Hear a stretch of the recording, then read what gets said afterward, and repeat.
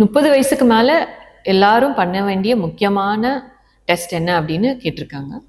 So 30 வயசுக்கு மேலே நம்ம பண்ண வேண்டிய டெஸ்ட் அப்படின்னு பார்த்தீங்கன்னா, ஃபஸ்ட்டு பிளட் கவுண்ட். என்ன கேட்டேன், எல்லா பேஷண்ட்டும் எல்லாருமே பேஷண்ட்டாக இருக்கீங்களோ இல்லையோ, கண்டிப்பாக நம்மளோட ரத்த அளவு எப்படி இருக்கு, ரத்த அளவை பார்க்கும்போதே நிறைய நோய்களை நம்ம கண்டுபிடிக்க முடியும். அது மட்டும் இல்லாமல் பிளட் ப்ரெஷர் ரெகுலர் மானிட்டரிங்.